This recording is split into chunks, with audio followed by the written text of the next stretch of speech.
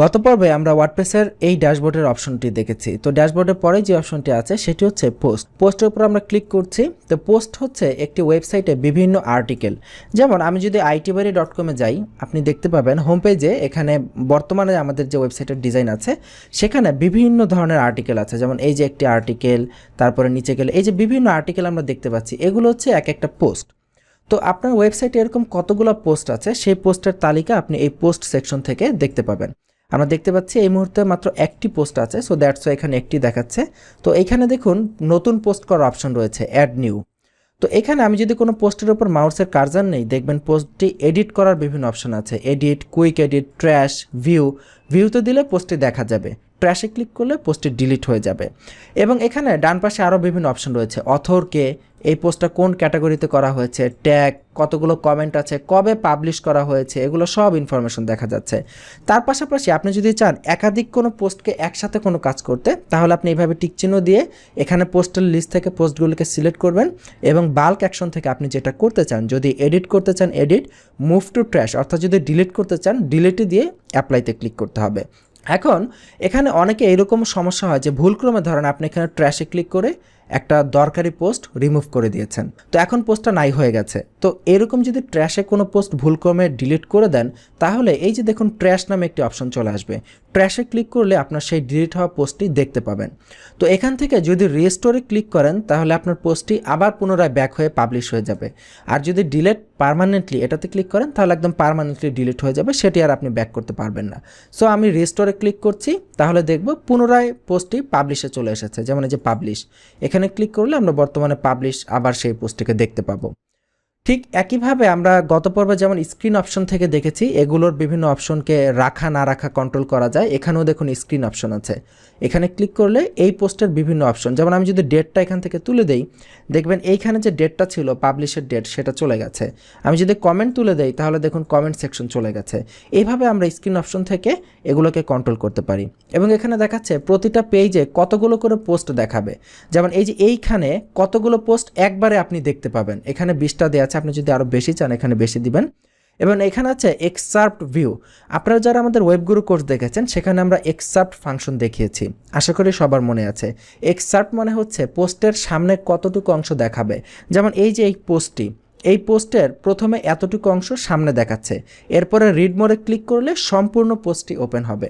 তো এই এতটুকু অংশই হচ্ছে মূলত এটার এক্সার্পট। তো আমি যদি এখান থেকে এক্সার্পট ভিউ দিয়ে অ্যাপ্লাই ক্লিক করি তাহলে দেখতে পাবেন এখানে যে সামান্য কিছু অংশ প্রথমে এক্সার্পট হিসেবে প্রদর্শিত হচ্ছে, অর্থাৎ এই পোস্টের সামান্য কিছু অংশ আপনি আগে থাকতেই দেখে নিতে পারবেন। তো এটা আমরা এখান থেকে এডিট করে দিতে পারি, লিস্ট ভিউতে দিয়ে অ্যাপ্লাই দিতে পারি, চেঞ্জ হয়ে গেছে। তো এই হচ্ছে পোস্টের বেসিক বিষয়গুলো। আপনি চাইলে এখান থেকে কোনো ডেটের পোস্টও দেখতে পারেন, আবার কোনো ক্যাটাগরির পোস্টও আলাদাভাবে ফিল্টার করে দেখতে পারেন, আবার এখান থেকে কোনো পোস্ট আপনি সার্চও করতে পারেন। এখন যদি আমাদের ওয়েবসাইটে নতুন কোনো পোস্ট করার প্রয়োজন পড়ে তাহলে সেই পোস্ট আমরা কিভাবে করব? সেই পোস্ট করার জন্য কয়েকটা অপশন আছে। একটি অপশন হচ্ছে এখানে অ্যাড নিউতে ক্লিক করলে নতুন পোস্ট করার অপশন আসবে। এখান থেকেও যদি আপনি অ্যাড নিউতে ক্লিক করেন তাহলেও নতুন পোস্ট আসবে। আবার ওপরে এই যে প্লাস নিউ থেকে যদি নিউ পোস্টে ক্লিক করেন তাহলেও নতুন পোস্ট করার অপশন আসবে। আমরা এখান থেকে অ্যাড নিউতে ক্লিক করছি, নতুন পোস্ট করার অপশন চলে এসেছে। দেখুন এখানে আমাদেরকে কিছু টিপস দেখাচ্ছে, যেহেতু আমরা একেবারে ফার্স্ট টাইম এখানে পোস্ট করতে যাচ্ছি, দ্যাটস এখানে কিছু টিপস দেখাচ্ছে, সি নেক্সট টিপ। এখান থেকে আপনার টিপগুলো পড়ে নিতে পারেন যদি চান। এখন এই পোস্টের বিভিন্ন অপশন।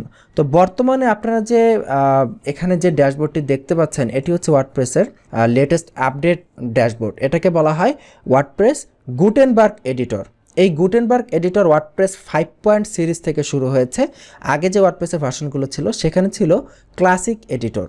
তো ক্লাসিক এডিটরের কোর্সগুলো ভিডিওগুলো আপনারা অলরেডি দেখেছেন আমাদের ওয়েবগুরু কোর্সে। তো আমরা এখানে দেখব যে গুটেনবার্গ এডিটর, এই এডিটরে কিভাবে একটি পোস্ট নিয়ে কাজ করা যায়। এই এডিটরটি আগের এডিটর থেকে অনেক বেশি অ্যাডভান্স এবং এখানে অনেক ফিচার আছে।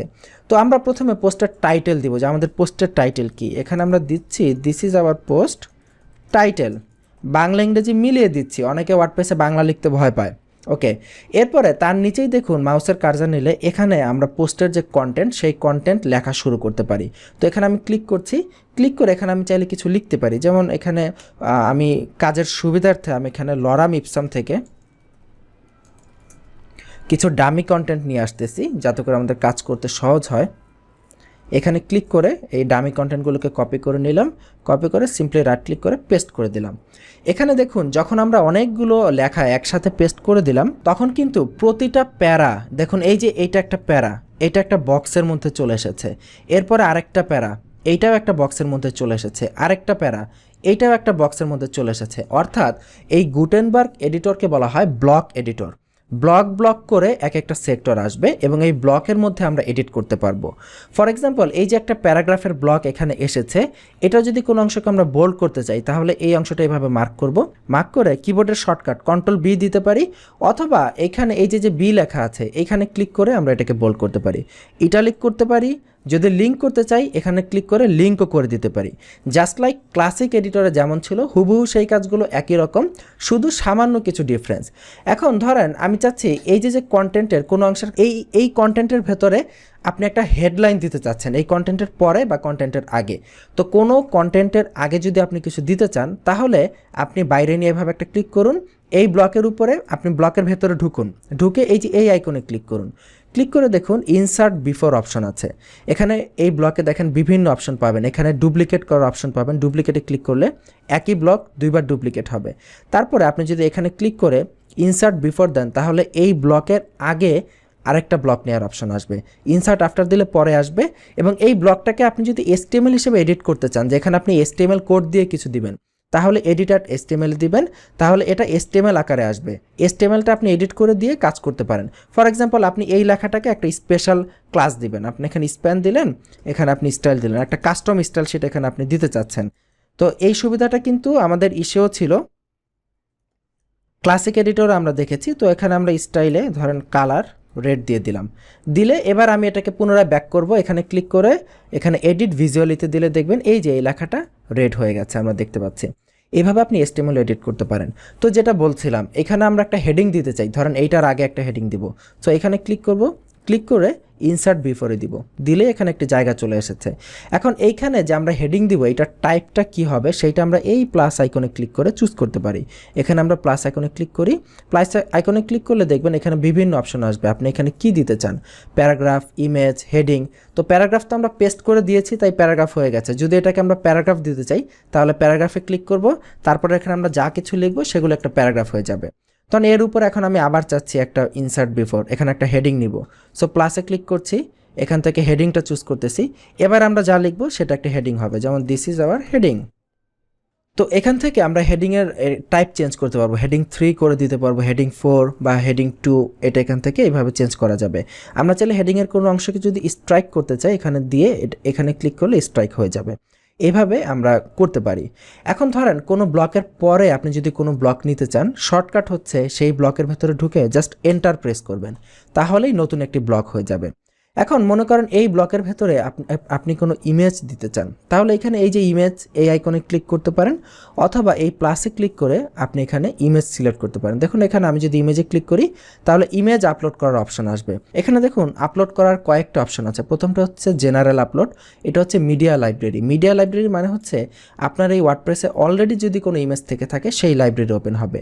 এবং আরেকটা হচ্ছে ইনসার্ট ফ্রম ইউআরএল। আপনারা HTML কোর্সে দেখেছেন যে ইউআরএল থেকে ইমেজ ইনসার্ট করা যায়, যে কোনো একটা অনলাইনে কোনো একটা ইমেজ আছে সেটার আপনি ডিরেক্টরিটা এখানে দিয়ে দিলেই ইমেজ চলে আসে। তো আমরা আপলোডে ক্লিক করে আমরা ইমেজ আপলোড করি। দেখুন এটা আমার কম্পিউটার চলে এসেছে, এখান থেকে আমি যদি চাই কোনো ইমেজ আপলোড করতে আমি সেখান থেকে আপলোড করে দিতে পারি। ফর এক্সাম্পল আমি এখানে এই ইমেজটা আপলোড করতে চাচ্ছি, এটা দিয়ে আমি ওপেনে ক্লিক করছি, দেখুন ইমেজটা আপলোড হয়ে গেছে। এটার সাইজ আমরা এখান থেকে এইভাবে কন্ট্রোল করতে পারি, জাস্ট লাইক ক্লাসিক এডিটরে যেমন ছিল অনেকটা একই রকম। তার পাশাপাশি এটার নিচে দেখুন কিছু একটা ক্যাপশন চলে এসেছে, এই ক্যাপশন আমরা এডিট করতে পারি। যেমন এইখানে এই এডিট বাটনে ক্লিক করলে ইমেজের ক্যাপশন এডিট করার অপশন চলে আসবে। আমি এখানে কেটে দিচ্ছি। ইমেজের উপর প্রথমে ক্লিক করবেন, ক্লিক করে তারপরে এডিটে ক্লিক করবেন। আচ্ছা, এখানে মিডিয়া লাইব্রেরি থেকে এই যে ইমেজটা মিডিয়া লাইব্রেরিতে ক্লিক করলাম, এর ভেতরে আমরা এই যে ইমেজের ক্যাপশন এটা আমরা চেঞ্জ করে দেই, এটা আমাদের ইমেজ ক্যাপশন, ফাইন। দিয়ে আমরা এবার এখানে অল্টার টেক্সট দেওয়ার অপশন আছে, এখানে অল্টার টেক্সট আমরা দিয়ে দিচ্ছি, ডিসক্রিপশন দেওয়ার অপশন আছে। এবার সিলেক্টে দিলেই দেখব এই যে আমাদের ইমেজের ক্যাপশন চেঞ্জ হয়ে গেছে। ইমেজের ক্যাপশনকে আমরা চাইলে এখান থেকে বোল্ড, ইটালিক, বেসিক, এগুলো খুবই বেসিক। আপনি জাস্ট এগুলো নিয়ে খেলাধুলা করবেন, এগুলো নিয়ে যত বেশি আপনি নাড়াচাড়া করবেন তত বেশি আপনি বুঝতে পারবেন। এই ইমেজকে আমরা বিভিন্ন সেন্টারাইজ করতে পারি, এখানে সেন্টার করা যায়, right align, left align, indent দেয়া, এগুলো আমরা এখান থেকে খুব ইজিলি করে ফেলতে পারি। তো এই হচ্ছে ইমেজ আপলোড। আমরা এখানে নতুন একটা ব্লক নেই, এটা শেষে এন্টার প্রেস করলে নতুন ব্লক আসবে। এখানে ক্লিক করে দেখি ইমেজের পরে কি আছে। প্যারাগ্রাফ দেখলাম, ইমেজ দেখলাম, হেডিং দেখলাম, এখন গ্যালারি। আচ্ছা, গ্যালারিতে ক্লিক করছি। গ্যালারি মানে হচ্ছে একসাথে অনেকগুলো ইমেজ নিয়ে গ্যালারি তৈরি করা। আপলোডে ক্লিক করছি। এবার আমরা অনেকগুলো ইমেজ একসাথে আপলোড করতে পারবো, যেমন এখানে একটি ইমেজ, এখানে একটি ইমেজ, এখানে একটি ইমেজ, তারপরে এখান থেকে এইখানে একটি ইমেজ। আমরা 4টা ইমেজ সিলেক্ট করলাম, সিলেক্ট করে ওপেনে ক্লিক করলে দেখবেন 4টা ইমেজ একসাথে আপলোড হয়ে যাচ্ছে। দেখুন এই যে 4টা ইমেজ আমরা আপলোড করে ফেলেছি। তো এখানে একটি বিষয়, আপনি যখন সিঙ্গেল ইমেজ আপলোড করতে যাবেন, যেমন আমি যদি এইটার নিচেই আরেকবার এন্টার দেই, এন্টার দিয়ে যদি নতুন একটা সিঙ্গেল ইমেজ এখান থেকে আপলোড করতে যাই, আপলোড করি, আপনি দেখবেন একসাথে 2টা ইমেজ আপনি ধরতে পারবেন না, একসাথে 2টা ইমেজ ধরবে না, কারণ এখানে সিঙ্গেল ইমেজ আপলোড হবে। সাধারণত আমরা 2টা ইমেজ কীভাবে ধরি, এইভাবে আমরা মাউস দিয়ে মার্ক করে দেওয়ার চেষ্টা করি, অথবা আমরা একটা ইমেজের উপর ক্লিক করি, পরে কন্ট্রোল চেপে ধরে আরেকটা ইমেজের উপর ক্লিক করি, এভাবে 2টা ইমেজ সিলেক্ট হয়। তো সেটা আপনি সিঙ্গেল ইমেজ আপলোডের ক্ষেত্রে করতে পারবেন না। তো এই যে আমরা এখানে একটা ব্লক নিয়ে ফেলেছি, যদি ব্লকটাকে রিমুভ করতে চাই এখানে ক্লিক করব, এখানে রিমুভ ব্লকে ক্লিক করব, বাস ব্লকটা রিমুভ হয়ে যাবে। তো এইভাবে গ্যালারি হয়ে গেল। তো এবার আমরা এটাকে পাবলিশ করব। তো পাবলিশ করার আগে এখানে বেশ কিছু অপশন আপনি দেখতে পাবেন ডান দিকে। তো এই অপশনগুলো আমরা পর্বটি বেশ লম্বা হয়ে যাচ্ছে, আমরা আপাতত এই পর্বে এতটুকু পর্যন্তই দেখি যে ইমেজ কিভাবে আনা যায়, হেডলাইন কিভাবে দেওয়া যায়, এগুলো আমরা দেখলাম। তো বাকি অপশনগুলো আমরা আস্তে আস্তে স্টেপ বাই স্টেপ দেখার চেষ্টা করব। তো এই পর্ব এখানে শেষ করছি, আগামী পর্বের আমন্ত্রণ রইল। ভালো থাকবেন, আল্লাহ হাফিজ।